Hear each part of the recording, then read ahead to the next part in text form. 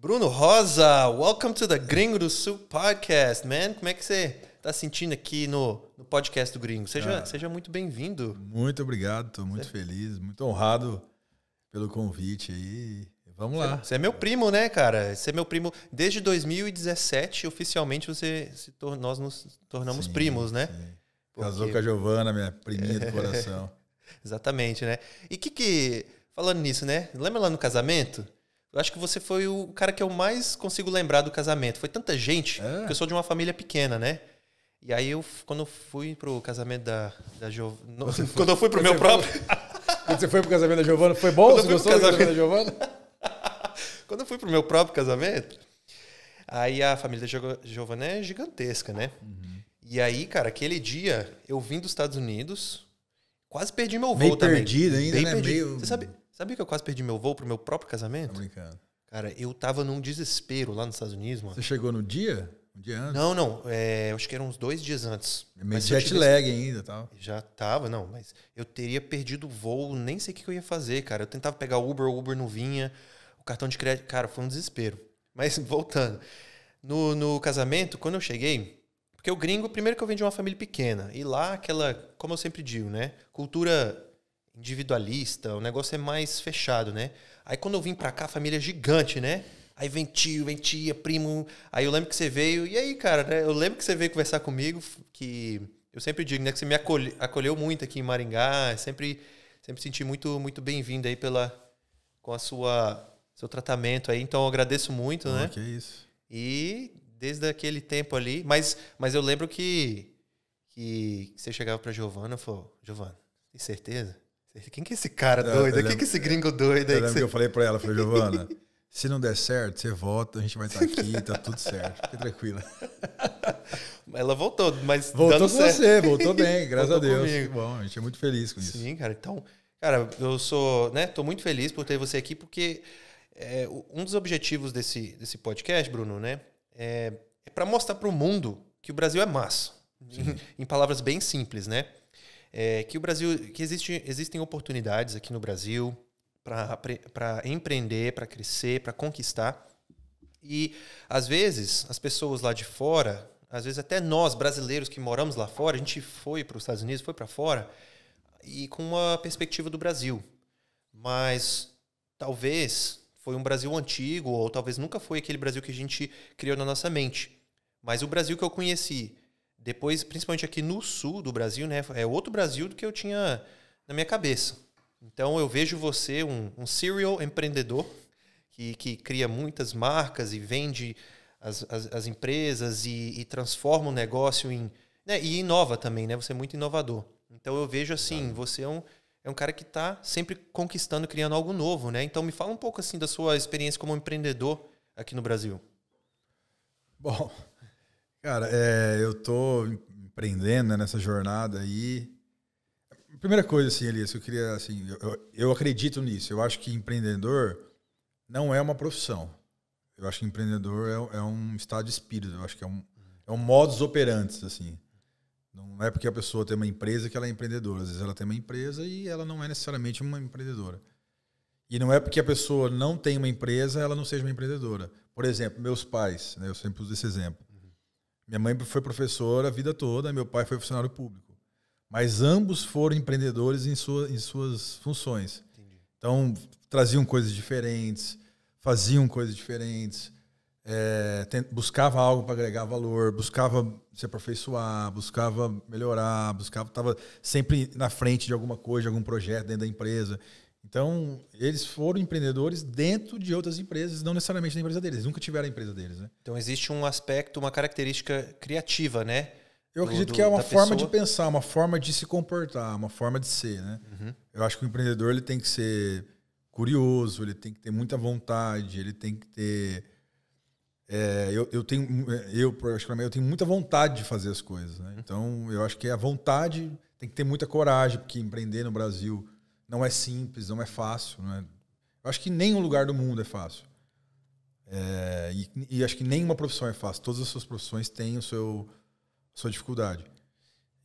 Então, eu acho que, primeira coisa, empreendedor ele não é uma profissão. Então, eu nunca tinha ouvido falar dessa forma. Profissão é empresário. Qual que é a minha profissão? Empresário. Eu tenho uma empresa. Você é um empresário que também é um empreendedor. Exatamente.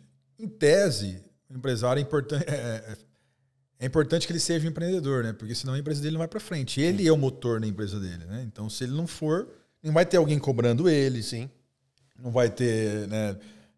Ele não precisa bater cartão, ele não precisa fazer horário, ele tem que fazer a coisa acontecer. O combustível do empreendedor que levanta ele da cama é aquela curiosidade de ver o negócio acontecer. É a vontade acontecer. de fazer. É a vontade de fazer. Exatamente. Então, isso é o que te mantém indo, né? Então, seu projeto principal hoje em dia é o Jacaré Vermelho, né? A pizzaria... É o Jaca. Né? Jacaré Vermelho. Então, você já está com quantos locais, quantas franquias? O Jaca, a gente fundou ela em 2018. Foi em 2018, julho de 2018. Hoje a gente tem 5 lojas, né? São 2 próprias e 3 franquias. E a gente está com projetos aí de... A gente tem loja, só para pontuar, né? A gente tem 2 em Maringá, 2 nossas. Tem em Apucarana, Campo Mourão, Balneário Camboriú, são 3 franquias. A gente está aí fechando Londrina, se Deus quiser, Cascavel. Porque às vezes o pessoal... A gente virou franqueador faz pouco tempo. E o pessoal me pergunta, e as franquias e tal? Eu falo, cara, vender franquia é algo... totalmente diferente do que vender uma pizza, obviamente. Né? Uma pizza você vende muito rápido. Sim. A franquia é uma venda muito longa. A gente está toda hora conversando com um monte de interessados, futuros franqueados. Mas é uma venda muito longa. Eu digo até que é uma venda mais longa do que se vender um apartamento. Quanto tempo, na média, para vender? Cara, é que depende muito. Assim, é que o cara que quer comprar um Jacaré Vermelho é muito rápido. Mas a maioria das pessoas estão especulando, estão curiosos, eles estão conversando com você e conversando com outras franqueadoras. Aí, por exemplo, então a gente está conversando, vou dar um exemplo, Cascavel. Tem um interessado em Cascavel. A gente está conversando com ele já há 30 dias. Então, tem o tempo de ele entender a marca, a gente fazer uma reunião com ele, mostrar os números, ele vir conhecer o produto, ele conversar com a família dele, com a esposa, com os filhos, aí ele achar um ponto comercial na cidade, a gente ia aprovar o ponto comercial, assinar o contrato, entregar o projeto. Então é uma venda longa. Às vezes ele tem que mudar de cidade, né? Tem que mudar de cidade. Às vezes você está conversando com a pessoa, depois ele acorda num dia e fala, cara, eu não quero mais. Então, assim, é uma venda. A gente está sempre conversando com vários interessados. Então é uma venda longa, né? Então a coisa é dia a dia. Então essa é a sua atividade principal agora, né? Manter rodando, né? As lojas de Maringá. E expandir as franquias. Você tem uma meta de quantas franquias você gostaria de abrir dentro de um certo período? A gente gostaria de finalizar o ano com 10 lojas, né? Essa é a ideia. 2023 com 10. A gente tá na metade. Vamos ver se a gente consegue. Tem que dar uma guinada aí, né? Claro. Os juros altos, os juros no Brasil está muito alto, né? Por enquanto. Então isso não nos favorece, né? Nos dificulta. Porque às vezes o cara fala, pô, eu vou deixar meu dinheiro parado, tá me rendendo uma quantidade X. Não vou arriscar agora. Então, isso dificulta um pouco, mas a gente não desiste. Não, legal, muito legal. E isso é uma evolução das suas outras atividades, né, anteriores, né? Porque você tinha outras marcas, né? Outros restaurantes. Eu sou engenheiro agrônomo, né, de formação. E aí eu me formei, enfim, trabalhei 3 anos na área, no meio corporativo, né, em uma multinacional, uma empresa holandesa. E aí, em 2016, eu abri meu primeiro restaurante, que era o Brasai Sushi, que era um restaurante japonês, no Shopping Avenida Center. Aí foi indo. Aí, em 2018, a gente abriu o Jacaré, eu e o Rafa, né? Eu tenho um sócio. Jacaré Vermelho é uma brincadeira do nosso apelido, né? Vermelho é meu apelido, Jacaré é o apelido do Rafa, então a gente tem Jacaré Vermelho, essa brincadeira. Muita gente não sabe. E quando a gente abriu a loja, as pessoas ligavam lá perguntando se a gente vendia carne de jacaré, pizza de jacaré. Você não sabia, cara. Não sabia. Comeu o primeiro mês, assim, teve... Você podia oferecer isso no menu como brincadeira ali, ó. Dá pra fazer uma arte, né? E o jacarezão, o mascote lá? Quem que se veste com o Jack? Cara, depende de onde tá, né? Ele tá parado agora, a gente não tá usando ele, mas ele vai começar a rodar aí. Mas o Brasai Sushi foi um sucesso, né? O Brasai Sushi eu fiquei de 16 a 19 com ele, eu vendi também. E antes de 2016, então, você trabalhava, né? Trabalhei com trading de grãos. Trade de grãos, né? Então você é engenheiro agrônomo de formação e já foi direto no mundo do trade. Trade, comercial. Eu comprava e vendia soja, milho, falha de soja. Não ia para a lavoura, ficava o dia todo no escritório. Esse foi um dos motivos que me fez sair dessa profissão, porque eu não aguentava ficar o espírito do empreendedor te deixava louco ali dentro, né, cara? Cara, eu gostava muito de fazer os negócios. Era muito legal, assim, muito instigante, adrenalina. Você fechava um negócio grande por telefone, acompanhava o mercado. Só que é um dia a dia de escritório. Então chegava 4 horas da tarde, cara, eu queria matar todo mundo. Aí eu dava uma desculpa, eu vou no mercado, vou cortar o cabelo, vou não sei aonde. Então eu ficava muito angustiado lá dentro. Sim, então cara. não. Cara, eu trabalhei para a maior empresa química do mundo, né? A BASF. Baixo, é. Então, eu também sentia a mesma coisa. Escritório. Assim, escritório todo dia. E era uma hora de trânsito indo, 1 hora voltando, né? Então, tinha períodos lá no inverno que eu não via o sol. Eu ficava assim, de segunda a sexta sem ver o sol, sem sentir o sol na pele. Porque eu acordava e estava escuro ainda. Amanhecer era só o quê? Tinha período lá 7 ou 8 horas da manhã. E depois, 4 horas da tarde, já estava escurecendo. No pico, assim, do inverno. Entendeu? E aí, cara, aquilo deixa o cara louco, né? Sim, tá louco. E aí você tá ali, né? Só fazendo a mesma coisa todo dia, aquele negócio. Então, assim, não é para todos, né? Não tô falando que isso é uma má escolha de profissão, escritório. É perfil, né, É cara? perfil. Mas eu fiz aquilo, né? Eu me formei, tirei alguns anos ali para crescer minha carreira e estabelecer minha vida, né? Também para poder... A gente tem que pagar as contas, né? Sim, com certeza. Para casar, sustentar a mulher, né? Mas depois de uma época eu vi, já essa fase da minha vida aqui, fiz igual você, sabe? Agora eu preciso fazer algo novo. E foi aí que eu aproveitei a oportunidade do Covid, né? Que por mais que foi um desastre, mas também toda crise se apresentou muitas oportunidades. Sim. Então essa foi a minha oportunidade de entrar num mundo um pouco mais empreendedor. Então eu acho que a gente se dá bem um pouco por causa disso. Assim, a gente tem um perfil bem parecido, né? Mas uma coisa que você me diz às vezes, quando eu falo assim, né? Eu falo sobre meus objetivos aqui do podcast, eu quero mostrar para as pessoas que o Brasil é massa, que não precisa ir lá para fora. E teve algumas vezes que você falou assim, mas Elias, tem tanta gente mesmo assim que quer ir para fora. Então eu achei interessante, Bruno, que você não tem tanto essa perspectiva de que as pessoas querem ir para fora ou que acham... Então eu queria ouvir um pouco, queria conversar um pouco sobre isso, porque muitas pessoas se surpreendem quando eu falo que eu vim para o Brasil, que eu gosto do Brasil, que eu quero ficar aqui. Então eu acho que você é uma pessoa que já ama o Brasil, você gosta, você não tem vontade, né, de mudar para fora.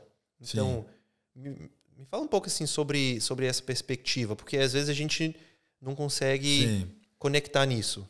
Eu já morei nos Estados Unidos, já morei na Austrália, eu já fiz 2 intercâmbios. E assim, são países fantásticos, né? Eu brinco, a Austrália é um país perfeito, porque é um país rico, povo educado, tem praias, o clima é bom.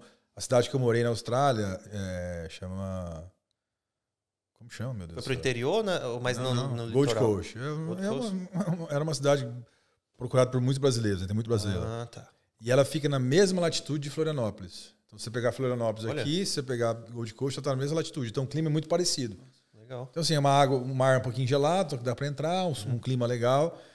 Então, é um país muito perfeito. Eu até brincava que o mendigo lá ganha uma mesada do governo para não encher o saco de ninguém. Uhum. Mas mesmo assim, eu estando num país perfeito daquele, eu sempre tive vontade de voltar. Caramba, eu não tinha vontade de ficar lá. Os Estados Unidos, a mesma coisa. Os Estados Unidos, eu morei em Lake Tahoe. E porque assim... O que te atraía de volta pro Brasil? Cara, o Brasil. O Brasil em si, cara. O Brasil. Não, minha família, meus amigos, minha vida aqui. Eu acho que o Brasil é fantástico. Eu acho que a gente tem um país maravilhoso, com muitas oportunidades, com um povo criativo, um povo trabalhador, um povo inteligente. A gente tem problemas estruturais, problemas de governo terríveis, né? Mas eu acho que o povo brasileiro é um povo muito empreendedor. E o brasileiro ele sobrevive em qualquer lugar, cara. Ele é muito resiliente. A gente é resiliente. Eu já viajei para 8 países. Todo país que eu fui, eu via brasileiro. Seja como turista ou morando lá. Eu lembro uma vez que eu estava lá na Alemanha com um amigo meu. E aí, para atravessar a rua, eu vi que tava o sinal... Não era sinal aberto pra gente atravessar, pedestre atravessar. Mas, cara, não tinha carro nenhum vindo, né? Então eu falei, deixa eu atravessar aqui. Meu amigo, ele é muito certinho, né? Ele vai, lá, Elias, vai ser um brasileiro mesmo, mas né? Ele é americano ou brasileiro? Não, ele é brasileiro também. Eu chamo de BR gringo, meus amigos brasileiros lá dos Estados Unidos. Então ele é BR gringo. Só que ele é bem certinho, ele entrou bem na cultura americana igual eu. Mas eu falei, cara, não vou ficar aqui à toa, em pé aqui, não tô desrespeitando ninguém, vou atravessar, né? Aí ele olhou, ele ficou pra trás e falou, lá, o Elias sendo brasileiro, tinha que ser brasileiro. Aí, uma mulher do lado, tá vendo? O brasileiro. Falei, cara, o brasileiro tá em todo lugar, a gente não consegue escapar. Lugar, cara, eu fui lá no Egito, lá, fui em Cairo, lá visitar, conhecer as pirâmides, tinha brasileiro. Não, tem no mundo todo, qualquer lugar. Qualquer lugar, você não escapa. Uma vez eu tive a oportunidade de ir pra China, fiquei 20 dias lá, era um dos projetos que eu ia fazer. A gente foi numa churrascaria brasileira lá, cara, no meio do nada, um monte de brasileiro. Assim. Na China. Na China. Uhum. Um monte. E o churrasco lá era ruim. Que tipo de carne? Terrível. É?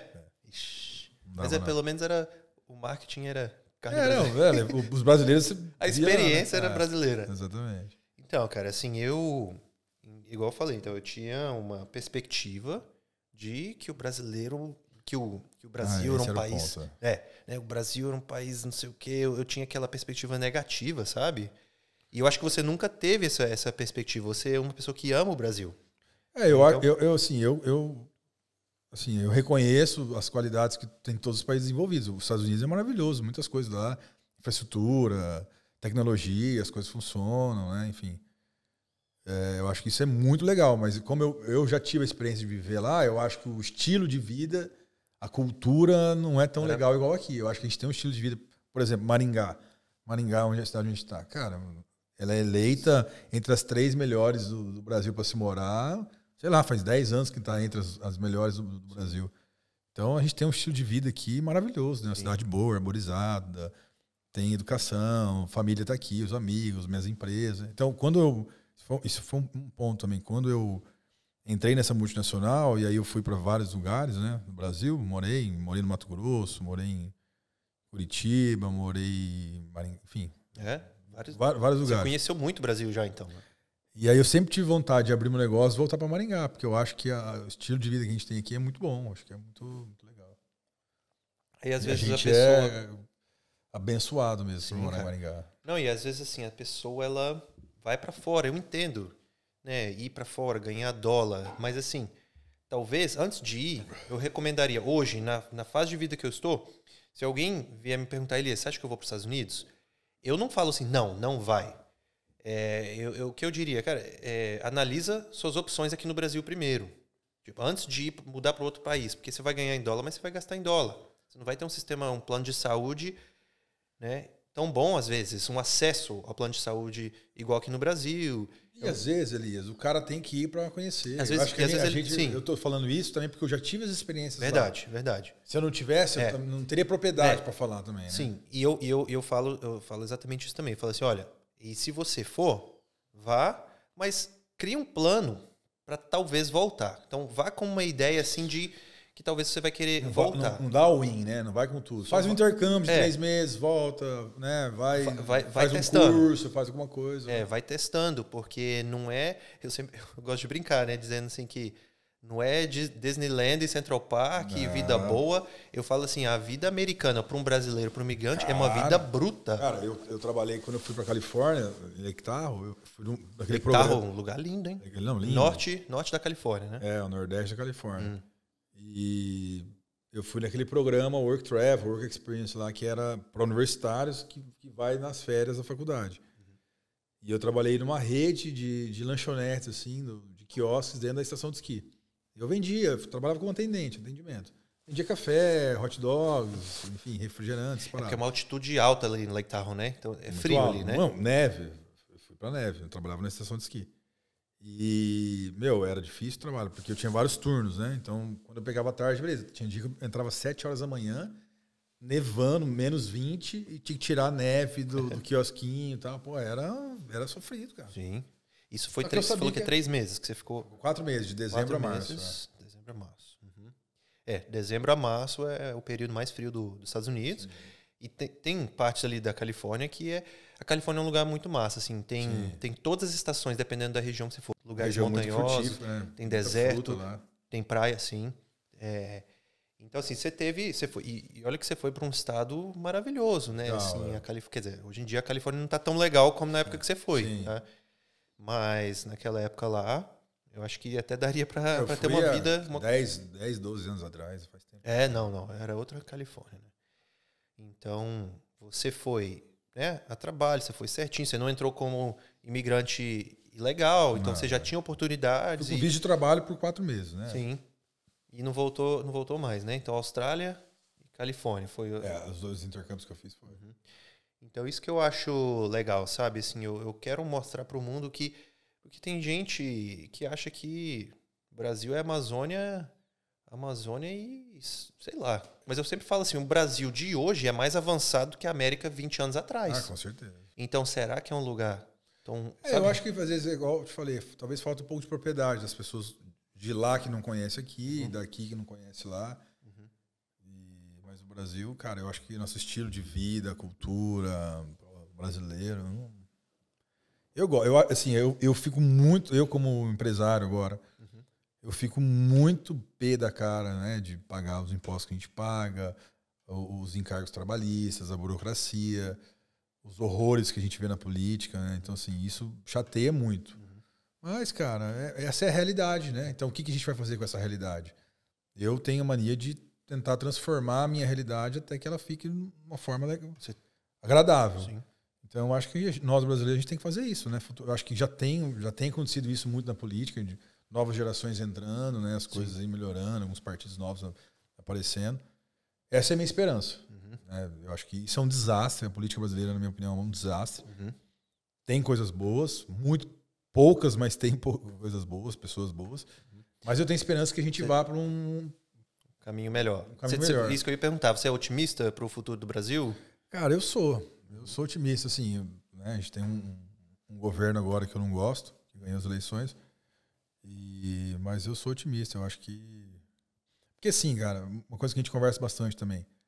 O Brasil, a democracia brasileira é muito nova. A ditadura no Brasil terminou em 85. Muito recente. Então, assim, 85, 2025, 40 anos. Então, não tem nem 40 anos de democracia. Então, o Brasil ficou aberto faz pouco tempo. Então, as pessoas que estavam envolvidas com política lá, eles se aproveitaram, né? Que são as velhas guardas da política. Se aproveitaram da situação e foram tomando conta. Eu acho que o Brasil ainda está tentando entender o que é o capitalismo, Bruno. E que o capitalismo não é uma coisa horrível. Entendeu? Então, assim, o estado que estamos hoje de político, o estado político hoje é um anticapitalismo, né? Não favorece um empreendedor, não favorece o empresário. É muito controle de Estado. Então, eu acho assim que quando o brasileiro perceber que ele tem o poder para criar algo, se ele se esforçar, se ele batalhar, se ele trabalhar, ele vai começar a perceber o benefício de um governo capitalista. Sim.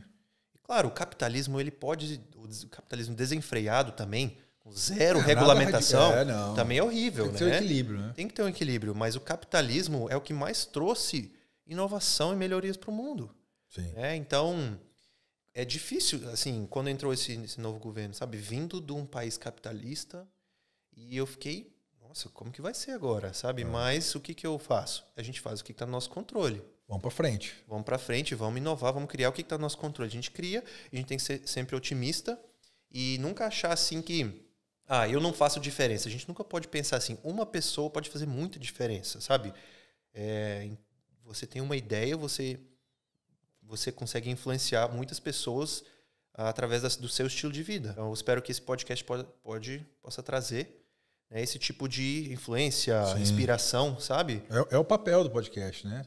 Trazer inspiração, informação, conteúdo. Né? Isso é legal. E o podcast, eu acho que o brasileiro curte muito assistir podcast, né? Isso é uma coisa que eu amo do brasileiro, assim, ele ama compartilhar informação.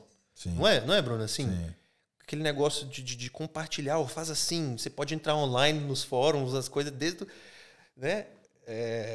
A gente compartilha informação, a gente não tem esse negócio de segurar a informação. Porque a gente quer ver o outro, a gente é parceiro, né? Sim, quer ajudar, né? Tem muitos negócios da parceria. Solícito, né? O brasileiro é solícito. Sim. Que massa, cara. Então, e depois além do jacaré vermelho, eu sei que tem, não sei se a gente pode compartilhar aqui, mas tem coisa nova rolando aí, mais umas marcas aí. Fala um pouco aí sobre as inovações aí. Cara, eu como um engenheiro agrônomo, eu tenho paixão por agricultura, né? Então, assim, eu acho que o agricultor também é um empreendedor. Não é porque ele é agricultor que ele é empreendedor, mas o agricultor, para ele ser bem sucedido, ele tem que ser empreendedor, né? Porque é um desafio, né? A agricultura. E depois que eu saí do ramo do agro e fui para o lado de alimentação, sempre ficou aquela aquela falta, né? Pô, não tô mais em contato com o agro, né? Pô, é um ecossistema muito legal o agro. Quando vocês entrarem, vocês vão entender. Sim. E aí eu sempre com aquela vontade de produzir alguma coisa, aí há uns 2 anos atrás, 1 ano atrás, né? Eu entrei no cultivo de mandioca com meu sogro, né, já te falei sobre isso. Continua? Sim, a mandioca tá lá, tá plantada.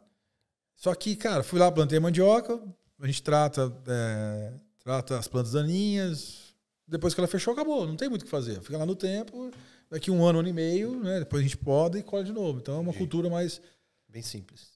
mais simples, mais rústica, assim. E eu fiquei ainda aquele gostinho de quero mais. E eu sempre quis produzir algo, atrelar a tecnologia, trazer, né, algo que eu pudesse criar uma marca, né? Porque o que eu fazia antes, soja, milho, é commodity. Então, a soja vendida pelo Bruno, pelo Elias, pelo Alan, é o mesmo valor de mercado. Você não consegue fazer diferenciação. É uma commodity. Mandioca também. Então, eu sempre queria criar algo, né? Então, né, você sabe dessa história aí, faz tempo. E aí Finge que eu não sei. Finge que você não sabe. E aí eu sempre atrás de uma chácara, né? Uma chácara, para produzir alguma coisa em estufa, alguma coisa eu queria, né? Fui atrás de tomate, de hortaliças, enfim. E aí acabei fechando essa chácara agora em fevereiro e a gente está montando uma estufa de morangos, né? Vai fazer morango sem agrotóxicos nessa estufa. Vamos colocar tecnologia, controlar a temperatura, controlar a umidade, né? Enfim.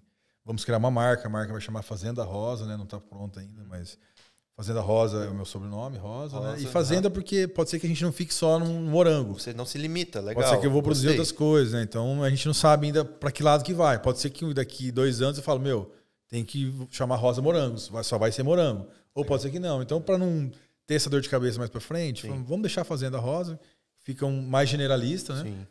Então a gente a gente montou uma estufa na chácara, uma estufa de 700 metros. Massa. A gente vai produzir 5.000 mudas de morango, né? As mudas estão vindo da Espanha, são mudas espanholas. 5.000 mudas.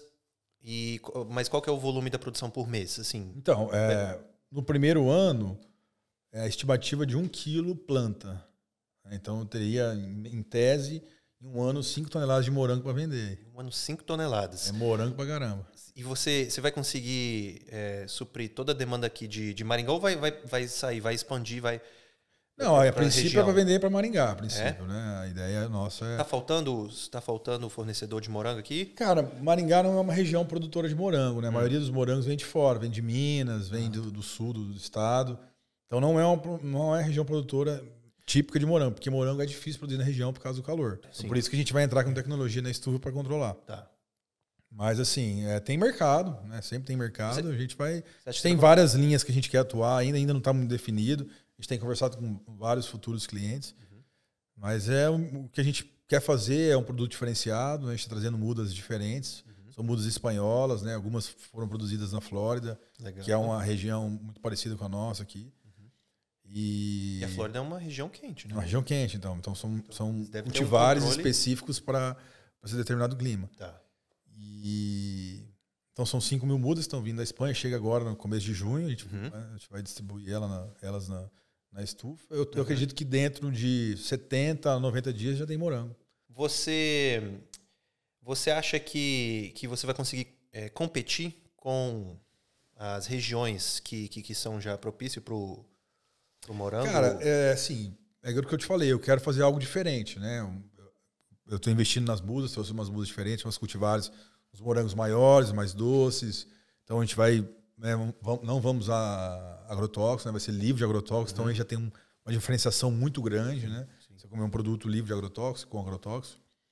Não tenho nada com quem usa agrotóxico, eu acho que faz parte da agricultura, se for usado de forma correta, né? Porque é um remédio para a planta, então tem que ser usado de forma correta. O problema é quando é usado incorretamente. Excesso, né? Excesso, exatamente. Não respeita a carência de consumo e tal. Então a gente vai, né? Nossos morangos serão livres de agrotóxicos, a gente vai ter uma embalagem legal, uma marca bacana, que vai conversar com o consumidor, né? Então a gente vai ter estamos entrando pro jogo, né, cara?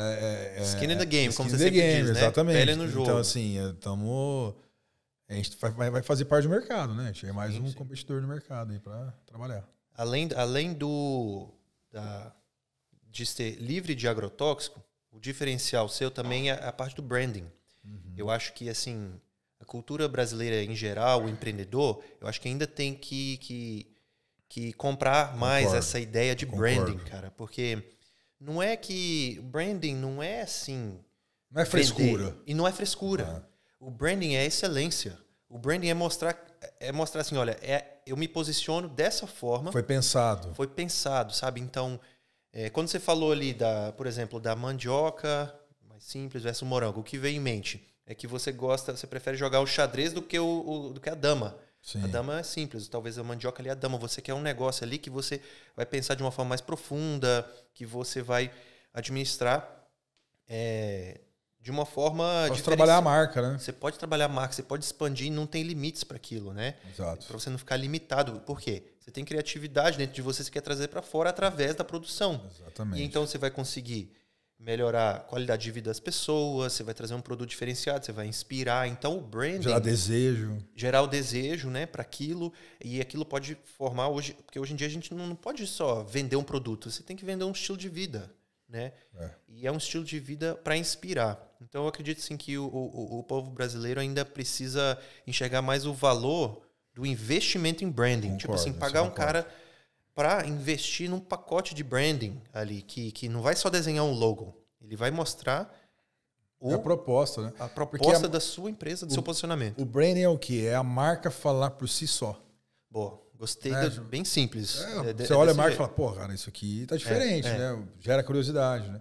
Eu tenho muitos amigos, empresários hoje, que eles não trabalham com branding, eles acham frescura, né? Acho que é frescura, né? Que não faz sentido.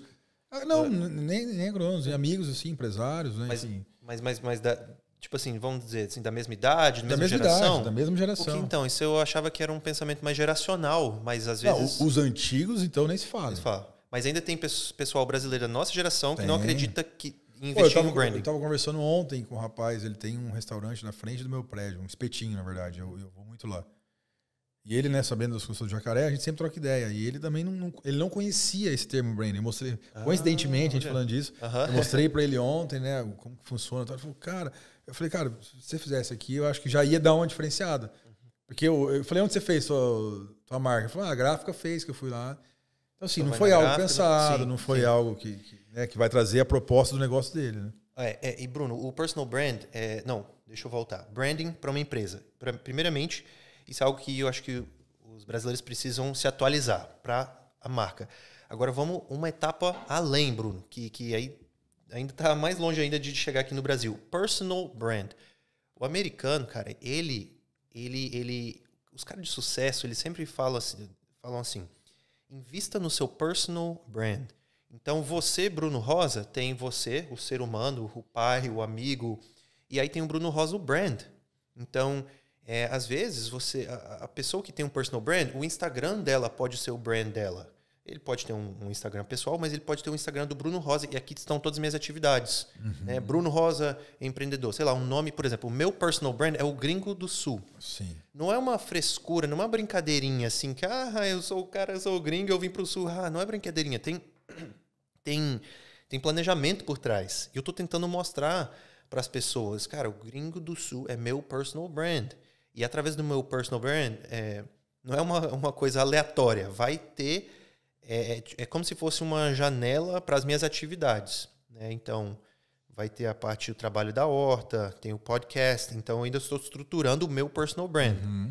Então, isso mostra excelência, isso mostra planejamento. Sim. Isso mostra amor também. Um brand mostra amor, porque... A gente não empreende só para fazer dinheiro. Porque se você empreende só para fazer dinheiro, se o dinheiro é o propósito final ali, aquilo ali eventualmente você vai enjoar. Então, você tem que ter uma missão.